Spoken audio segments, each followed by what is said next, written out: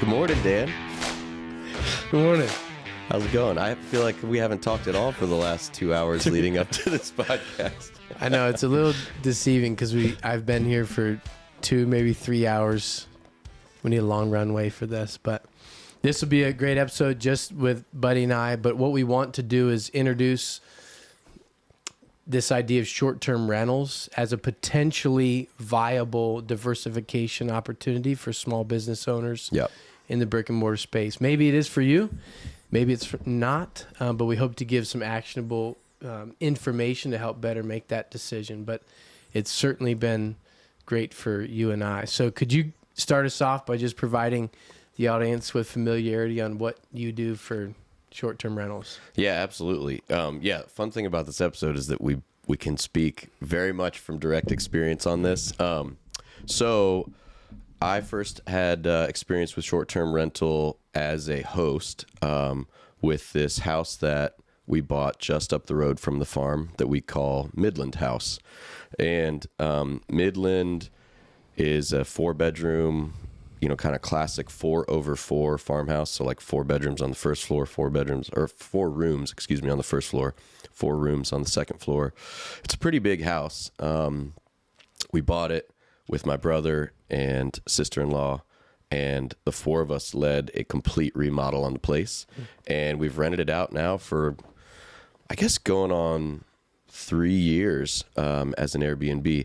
And then more recently, just starting this year, we got into managing our Airbnbs, which I know we'll talk more about, because we also have a family property here. Our family property being another cottage that my mom built on the farm, and we manage it for her as an Airbnb because she doesn't live there full time. So it works great to have it as another income stream for her. And so we have a lot of experience with how that's gone. And yeah, we'll get into more of the nuts and bolts. Tell us about.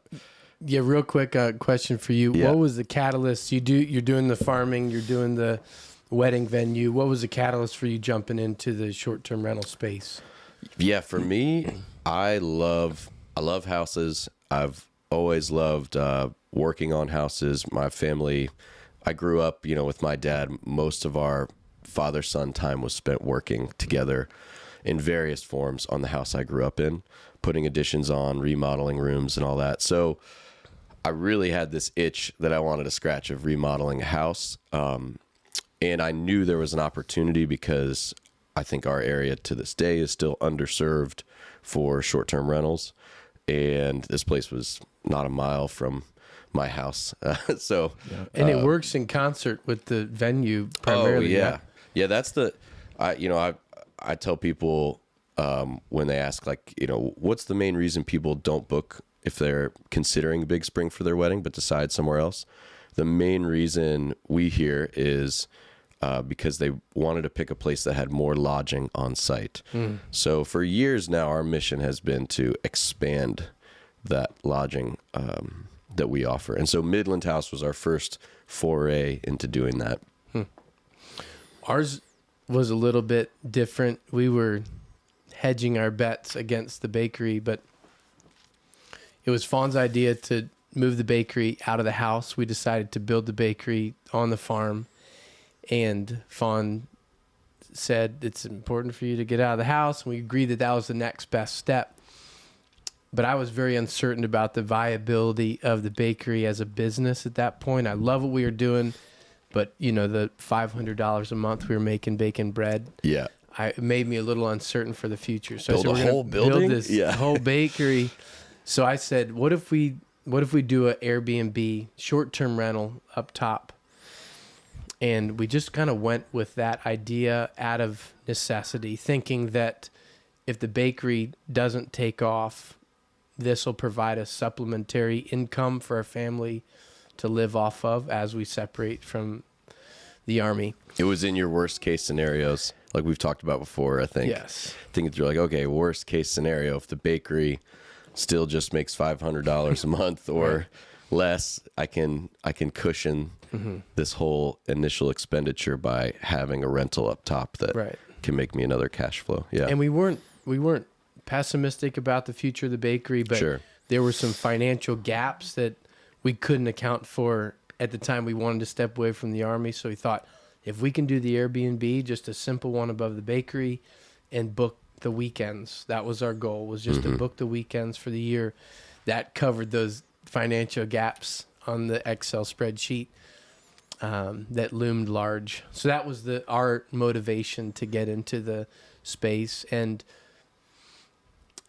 just one more thought too, as we considered what we wanted the bakery to be and hosting these growing bread days, the idea of hospitality was part and parcel to our business model and what our vision is and our core ideology. So the idea of a short-term rental nested very nicely with kind of our overarching vision for our business. Yeah, that's really cool. Yeah, and so that leads in nicely to what we like about short-term rentals. And I think both of our stories are different examples of how the short-term rental just dovetailed beautifully into what we were already doing. Me with the venue, you guys with the bakery and bread days at Seasons Yield. So let me start with just a couple things I like about doing an Airbnb if you're a small business. So if you've got a brick and mortar or a place-based business, one thing I like about Airbnb is it gives you another way to interact with your customer. So to take your example, like you guys are a bakery. That's not typically something that you think about, like also having an overnight stay with. But I know for your guests, it's compelling to be able to stay, like to spend the night over a bakery with the smell of fresh baked bread. You know, every time you step out your door, at least in the mornings, there'll be a beautiful smell of fresh baked goods. And I think, right, don't they get things from the bakery, like it comes with the Airbnb or something like that? Yeah, bread, pastries, and fresh espresso come from every morning. So it gives you another touch point with your customers that get to actually like stay and see what it's like, experience it in a more visceral way. Same thing with the weddings.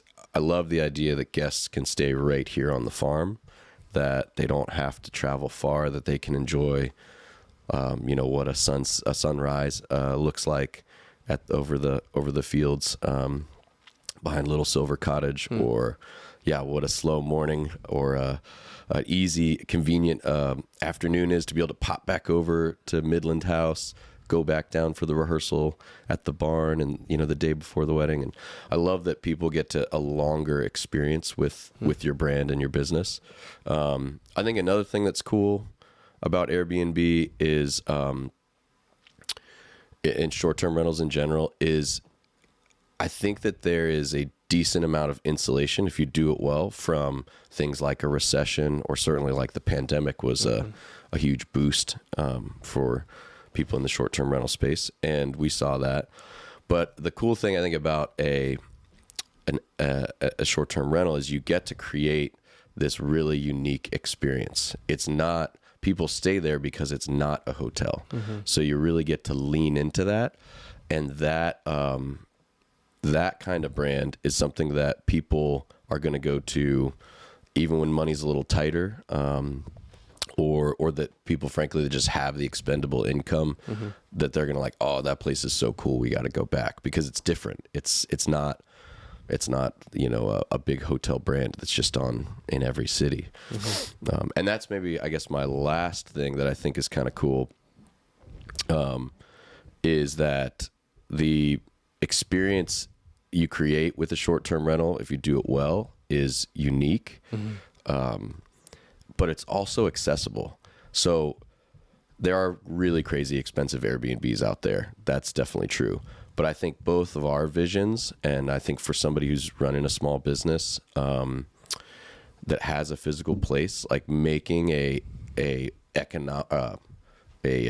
cost-wise an accessible, unique short-term rental is really fun, because it's like you're getting the interaction with the customer, you're getting the joy of creating this unique hospitality experience, and you get to know that you're fulfilling a need where you can have people out that, like, I think of our properties as sort of, it's a great place for a little bit of a splurge. It's not like you're not just staying at a big box hotel and you're going to the airport the next morning. You're coming for an experience. You're going to spend a little bit more on that.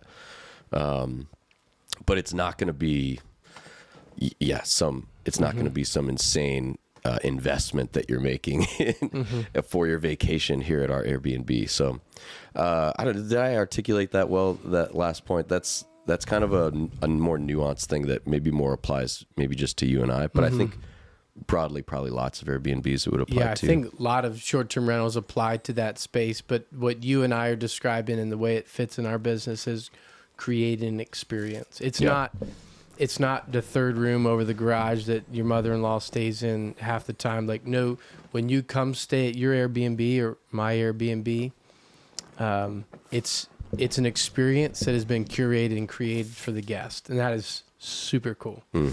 Some of the things that I really like about the Airbnb, for us, our business that has grown mostly organically, and by that I mean word of mouth and less, digital marketing means.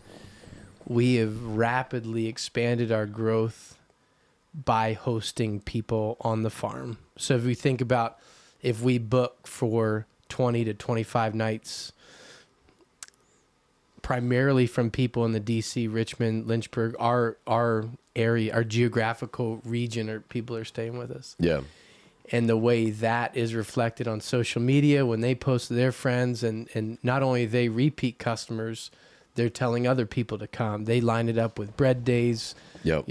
There's a snowball effect. Taking product home to their, man, it's provided so much momentum for our small business. So I think Airbnb itself short-term rentals can be a standalone brick and mortar business. I think for us, it has worked so neatly in concert with what we're already doing. There's this really cool stacking effect and vertically integrating on top of our business, which is cool.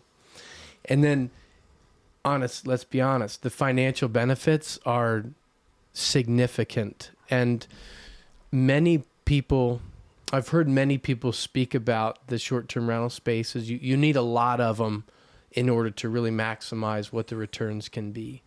What we've experienced with our Airbnb so close to our house is that we can curate it, we can manage it at a time expenditure that isn't expensive. The building is paid off, and our family could easily live off the net income that the Airbnb provides if we needed to. And so since we don't need to, since the bakery has gotten some legs to it, it provides an awesome supplemental income for our family. And so those two things about marketing and the financial benefits have been really significant for us, for our business. And there's a lot of other little benefits too that, maybe not little, but I'm thinking of one that is we live in rural Virginia. Everybody looks the same, walks the same, dresses the same. And hosting this Airbnb, which is multicultural, which has global reach, people coming in, has created some awesome friendships between us and our Airbnb guests, between the kids and the children that are staying there. A really unforeseen benefit of global exposure for our family here in rural Virginia. Yeah, that's really cool. It has been awesome. So let's talk about some of the differences between our Airbnbs. Okay. One of them you touched on is that you guys manage your rental over the bakery yourselves. You guys do the cleanings yourselves. All the guest interaction is you and Fawn, right? Yes, and my mother-in-law does the cleaning. She's on the payroll for the business, but I still consider that handling it in-house, vice outsourcing the cleaning. So yeah. And you guys enjoy doing that because it helps your profitability in one sense, and it gives you this closer connection to each stay, which is important. Yeah. So what we have done, we've tried a couple different things. Initially, we hired a Airbnb management company, and they did a great job. It was like exactly what we needed at the time. Explain what that is. So an option for what you can do if you have a property you're going to short-term rent is you can hire a management company that specializes in handling everything beyond the ownership and maintenance of the property that goes along with renting it. So they would handle all your booking platforms, whether that be VRBO or Airbnb or Expedia or all the ones.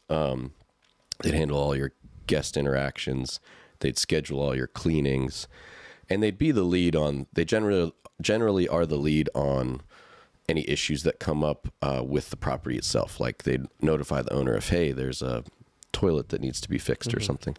And even in some cases, depending on the agreements, they take care of everything. They might take care of lawn maintenance and all that stuff. So anyway, ours went, excuse me, ours went really well.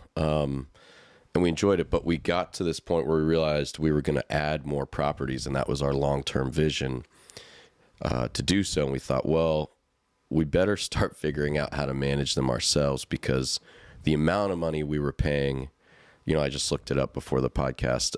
Last year we paid $25,000 to our management company. And again, they were worth it. But for us, as we saw our vision expanding to more properties on the farm, we thought, well, geez, you know, by the time we're 2 or 3 properties in, 50, 75,000, maybe more in management fees, seems like maybe we could figure this out ourselves. And we thought we better start figuring it out while we have 1 or 2 properties before we have way more. And we're trying to figure out taking on, you know, 10 properties at once or something. How has that gone, the transition to managing it yourself?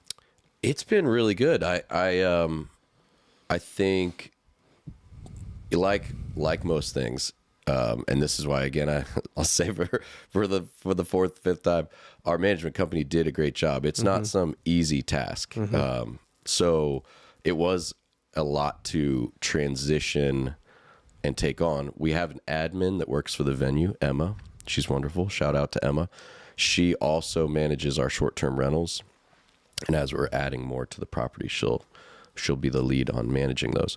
So we kind of added that management, that short-term management role to the admin job description, and compensation there. So there's definitely added costs for us.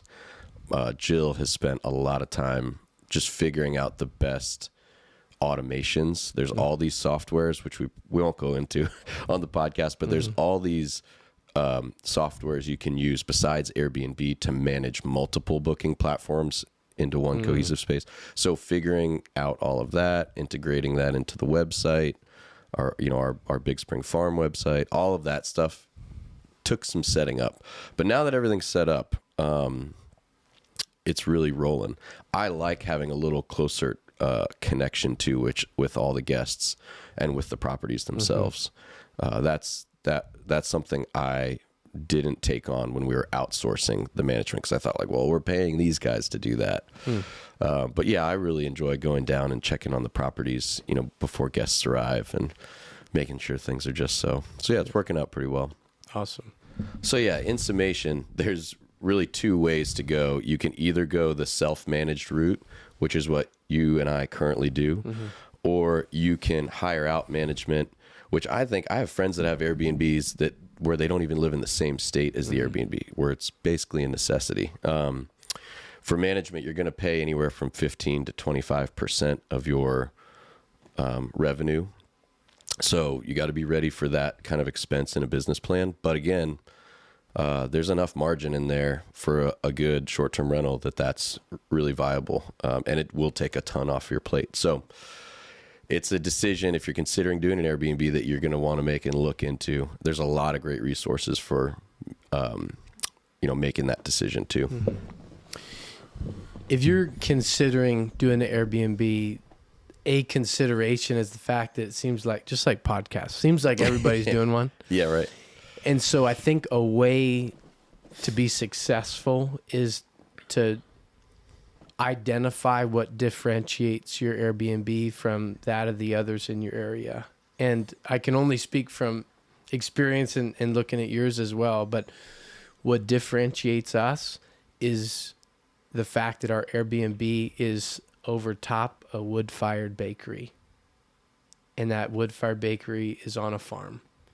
That's a very unique offering. So when someone is coming for an experience, whether they're stopping off the highway for one night as they travel to Florida, or whether they're coming to Rafine, like some families have done, to vacation, they're getting a unique experience Down that in Rafine, Virginia. would be not easily duplicated somewhere else. So you want to provide that as you set things up. Consider what differentiates you.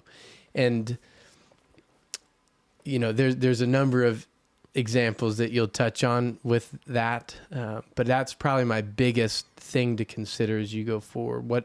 What sets you apart? Because if you looking on the Airbnb platform, even in rural Rafine, there's 7 or 8 options, all around the same price that families can choose from. Yeah. So what are you doing that's going to make you look different? Yep. Yeah, and I think there's a lot of opportunities and the nice thing about a website like Airbnb is you can go on and look in a city and see what segments underrepresented. It's very easy to do market research for Airbnb. You can see how much people are charging per night. You can make pretty good estimates into what their occupancy rate is, how many nights they're booking per month on average. And then you can put together a pretty good business plan just doing a little clickety-clack research on your computer. So will you share the 2 unique ones that we were talking about before? Yeah. So the first one is a local one, and I have to preface that I don't know these people and I've never stayed there, but my brother-in-law has stayed there. Jill's brother stayed there with his wife, and they loved it. And it is a hobbit hole in Virginia. I actually think it might be in Rafine. Fairfield, yeah, the next town over. So this place, y'all, they charge, looks like about $300 a night. I'm going to guess, looking through their calendar, educated guess of like 80%, 90% occupancy. And it's on Airbnb. If you look up a warm hearth and, quote, all the comforts of home. And you will see as soon as you pull up this page that they have differentiated. They are going for a specific group of people that love The Hobbit, that love Tolkien. And, like the first pictures are people in costume at this Airbnb just living their Hobbit dream. So, which is awesome. So they've done a really good job of differentiating, and I'm surprised they haven't built more. I wonder why, because maybe the property limits them or something, because, man, it seems like outside looking in, they're killing it. Another one that is very different, but also a cool differentiator. This guy's all over the internet. His name is Isaac Johnson. He shares all of his numbers on Twitter, which is pretty cool. And he built a 7-unit micro resort just outside of Waco, Texas. And his whole thing is his first year, he did $1 million in revenue and has everything automated. And his profit, I think, is about like 50% of that. Because he's automated so much of the stays. Even things like the lights in the houses are all on timers based on the sunset. So like the outdoor lights come on at certain times. All of the, thermostats are all like Nests and stuff like that. They're all based on the temperature outside. They'll turn on varying degree ranges. All this stuff that's really, really fascinating. But his thing that he differentiated on was that he realized he had lived in the Pacific Northwest, loved that sort of Scandinavian aesthetic, and there was very little of that in Texas. So he bought this kind of random piece of land, nothing that special about it, put a pond in the middle of it, built these Scandinavian cottages around the pond, and he's doing really well. So that was a really fascinating, like in Texas, to have this Scandinavian waterfront feel. That was a really good way to differentiate. That's fascinating. And I think, in our area, something that's lacking that we're leaning into is smaller short-term rentals. We have, as I said, Midland House, which is 4 bedrooms. It sleeps 10 people. It's a big house. My mom's property, Little Silver Cottage, that we manage, is 2 bedrooms, 2 baths. So it's, significantly smaller than Midland. And it rents really well, and it's a lower price point accordingly. And we'd like to kind of dial it in even more. Something that's more like the Hobbit house, not actually hobbit holes, although that would be awesome. But just smaller structures, not like tiny house small, but just smaller, that are really designed for a couple or a small family to spend, a few nights or a long weekend here at the farm. So I think that's an underserved niche here in our area, and I think up and down the Appalachian Mountains. That's I just listened to a podcast this week of this guy building essentially a version of what Isaac Johnson's done in Waco down in Georgia, in the Appalachian Mountains of Georgia. Very similar thing, where the focus is creating an accessible but very unique experience. That's not some big box, cut and paste, it's in every city kind of thing. It's a special, unique spot that you can go to. I love that. One other consideration that comes to mind based on our experience is this idea of hospitality. And if you're considering doing Airbnb, you have to be ready for what that word entails. So, a variety of different people are coming into your space, and they may or may not take care of it. You will have interaction with them. And even if you are having someone manage it, if things go south, you will be that point to point with them. So being equipped and being ready for favorable and unfavorable interaction is part of it. It seems like there's not like a plug and play example here. What do I mean by that? It's not so easy just to spin up an Airbnb, rent out the space, and you're good to go. Just walk away. Right. Yeah. It has great potential like that, but of equal potential is these less than favorable interactions. And on top of that, just the need to be hospitable. What that means: welcoming people into your space, curating a positive experience for them, being mindful of their needs, and realizing that through these various platforms you get rated as a host, and your rating largely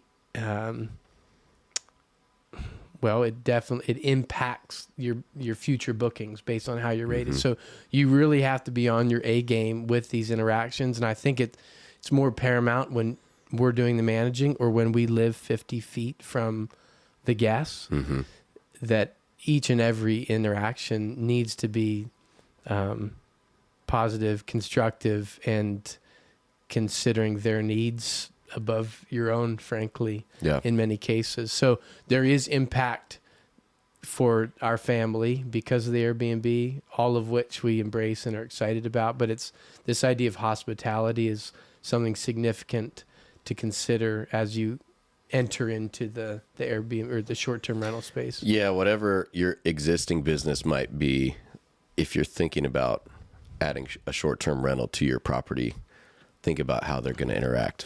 Think about it a lot. Because, I can think of so many examples where it would just, I feel like, it would be awesome. Like, if you had, like a garden center with a bunch of greenhouses, it'd be cool to have, like, a cottage tucked away somewhere on it. You could probably landscape the heck out of it, And there's lots of weird stuff like that I feel like people might not think, oh, this would be a good spot for an Airbnb. You're going to have that niche that comes to calling. Exactly. Yeah. Exactly. Yeah. I like that. I think something that's fascinating about that micro resort in Waco is the level of automation that guy's taken. He was saying, one of the interviews I watched, he doesn't pay a property management company. He has a landscaper guy that kind of does all of the maintenance, things that break, and mows the lawn, that kind of thing. And then he has a part-time girl that just helps with all the inquiries that come in to make sure they're all being, served and everybody's getting what they need, especially if there's a unique question. And that's really where that's the only time he really steps in, is like larger problem solving, future development of the property and adding new stuff to it, and then like unique questions that might come up. So it is interesting to think about the hospitality piece. The way you do it is really personal and cool. And the way this guy does it is interesting because it's through automation, which is not probably yours and my style or skill set, but pretty cool how he's been able to, like I was saying with the lights and the thermostat and the fireplaces outside, they all turn on based on when the sunset, all this stuff that he's programmed. That is pretty cool. Masterminded. Yeah, Cool. masterminded as the hospitality side of it. Yeah. Yeah. Awesome. So do you want to go into a lightning round of questions? Let's do it. You go first. Okay, so I guess I'll ask one, you ask the next one. Okay. So Daniel, you're saying if I have a small business, I should consider building a short-term rental as a wing of that business. Isn't the market saturated? I think there are a lot of short-term rentals available. If our little microcosm of rural Virginia is an example, I think you can extrapolate that out. Yes, I think the market is saturated. I don't think that should be prohibitive to a small business looking to vertically integrate enterprises to a short-term rental, because I think that you can differentiate yourself easily. There's just a lot of options, and we've named a few. The Hobbit House being the most extreme. The Hobbit House. If you provide kayaks, so you could kayak the local river. If you have a ping pong table, our children always want to stay at the ones that have arcade games, Right. in the basement. If there's some sort of food offering that's provided with the Airbnb, if there is a body of water, whether it's a hot tub, a pool, a creek, a creek in the back there, Yeah. you can differentiate. So I think, yes, the market is saturated. I think there are a lot of, there is a ton of opportunity when you differentiate your offering. So Yeah. I think that shouldn't be a prohibitive factor in your decision making. You just have to identify and capitalize on that which will make you different. Yeah. I hear you saying that you got to be creative. There are lots of fish in the sea, so you can't just redo a house or whatever. Like you said, I think before, put a bed in your room of your garage and just expect that to book at 70% occupancy. Right. And the likelihood is it will book. It just won't be at the eye-popping rate that you would want it to. It might not be the people you'd ideally have stay there either, too, depending on your price point. Buddy, if someone were starting an Airbnb and they say, buddy, you've been doing this 3-4 years, you've had a lot of great experience, you've also had some bad things happen too. What is the biggest thing you'd recommend to them or consideration for them moving forward once their decision to do it has been made? Oh, there's a few things. I mean, first, I would definitely, this is kind of a boring part of the answer, but I would definitely check with your local regulations on Airbnbs, because you could find a cool spot that's got everything you want outside, from your research on Airbnb, like, oh, this is an underserved niche in this market, I could totally kill it.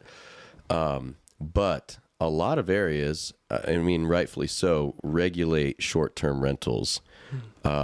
Because what can happen, like our town as an example, the city of Lexington has certain regulations on short-term rentals because it's a small town. And what could happen if they didn't have regulations is lots of people could come in and buy up all these cute houses and apartments in town and only rent them out as short-term rentals. And the town recognizes that the problem there is it takes away housing for residents that live here. It also potentially drives up the real estate values, so that residents have a harder time living in town. And then lastly, it can turn the town into a really transient place versus, what makes Lexington so special is there is a big tourism component.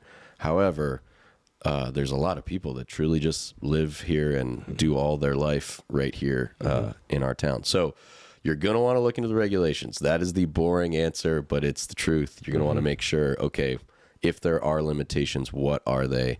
How do I make those work? We have friends that have an Airbnb in Franklin, Tennessee, there's restrictions on their Airbnb. There's only so many days a year that they can rent it out. But they knew that going in, and they did the math and said, look, it's still going to be worth it. We're not going to be able to rent it out, 250 days a year, but we're still going to make good enough money to justify buying this place, remodeling it. They also live there for part of the year, so it just works out perfectly for them.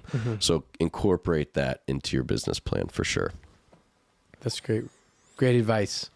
Okay, this is a bit of a broad question, but I would love to hear your thoughts on this, Daniel. Who is the ideal person for creating a short-term rental, in your opinion? Or, and I think conversely, who would you caution to maybe pump the brakes if they're thinking about short-term rental? It's a broad question, I know. Yeah, I'm trying to think of where I am most opinionated.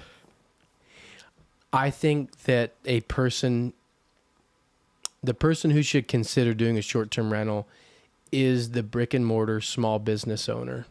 I think there's a ton of opportunity within that space. So I don't necessarily, this is my opinionated piece, I don't think that someone who just said, I have that third room in the garage, I'm gonna Airbnb it. I think they stand less of a chance than the established business owner who is looking to diversify their enterprises. So I would commend Airbnb to the small business owner more so than to the individual looking to make a side hustle. Does that make sense? Yeah, totally. I'm tracking. The person who I would say I'd stay away from this is someone not willing to dive into that hospitality space, who is looking at the profitability of Airbnb, but not looking at, hey, how do I curate this really positive, wonderful, warm experience for individuals that are visiting my property? Do I think there's a way around that if you're not the most endearing person to be? Yeah, I think there is. And maybe automated management is the key. But I would greatly caution someone entering into the hospitality business if you're not willing to interact with people at that deep, meaningful level. But I have a question for you. Yeah. That everyone's wondering, and you've implied several times already. Will you add more short-term rentals to your enterprise going forward? Yes, I'm so glad you asked, Daniel. Yeah, we are. So we're adding cottages to Big Spring. Excuse me, to Big Spring in 2024. The ball's already rolling now, but how many? Well, we're gonna start with at least 3. Okay, and hopefully have more than that in the future. Yeah, and it's funny because we've been talking about building these cottages for, gosh, I guess like 5 years now. And other opportunities came up that we decided to shift towards and focus on. And like buying the farm across the road that now is our most of our pasture land and where family and friends have built houses in our little agro community over there. And yeah, things like that came up that diverted our resources and attention. And so now we finally feel like we have the time. I wish, building costs considerations. I wish I had just built them 5 years ago, because they're probably going to be like, or bought the material. Yeah, at least bought the material. Yeah. Because they're going to be like 3 times as much now, but still a great idea. And we're really excited about it. Like, going back to like the whole experience for an event here, that side of things, just being able to have more of your favorite people staying right on property for a wedding day or for any event that you're doing here. That's really cool. And then also, I think with the farming side of things, we love that people could have like a very intimate, visceral experience with the farm. That's beautiful and positive. So many people like myself, I grew up with no connection to any farm in the suburbs. And our vision for the cottages is we're building them right on the edge of a field that we will continue to raise cattle in and raise poultry in. And so guests will be sitting on their porch, looking out the window, and depending on the time of year in the graze cycle, there might be a herd of cattle, that they're seeing out their front window. There might be a flock of turkeys grazing out there. So there'll be at least a touch point as we rotationally graze our animals around the farm with these cottages and the guests that get to stay there. So I'm stoked about it. I'm sure I'll bring it up again on the pod. It's awesome. Well, this has been awesome, buddy. Do you have any closing thoughts before we shut her down? I love what you said about hospitality, man. I think that's, that caring for people, like being attentive to a customer's need and meeting the need is the core of any business. So hospitality is a unique, I think, more like personal way that you do that, because you're talking about where somebody's the bed they're gonna sleep in, and the kitchen they're gonna make dinner in your short-term rental. So I love how you put that. I just think, yeah, man, that's the core of being a great short-term rental proprietor. And as you, I think, wisely put it, if you're really not into that personal level of it, because it might not be face-to-face personal, but whether you're not into curating an experience, you still have like to be that, mindful to curate Yes, it, whether yeah. you're there or not. Yeah. Yeah, whether you're automating it all like that dude in Texas, or whether you're doing it the way you are, Daniel, where it's literally your Airbnb is 100 feet from your house and you're getting to meet pretty much every guest. Yeah, you've got to have that level of care. So I think you said it perfectly. Buddy, on that note, think about this. We haven't been doing the podcast for very long, but we've had some awesome guests who've come on. I can't think about one that wouldn't be a good candidate for stacking their business short-term rental. Yeah, you go down the list. Ben and Kristen are at Creambrook Farm, at a so raw milk dairy. Yeah. Jim and Katie at Fireside Farm, on a regenerative agriculture farm. Yep. Amanda and Kevin at a flower farm. At the most beautiful property that Yeah. I've seen curated. Yeah. Will and Cornelia at the cidery. You don't even have to drive home. You just walk back You to just your walk back. Airbnb. And then the only one that one might pause would be Red Dowdell, personal trainer, runs his. Wait a second.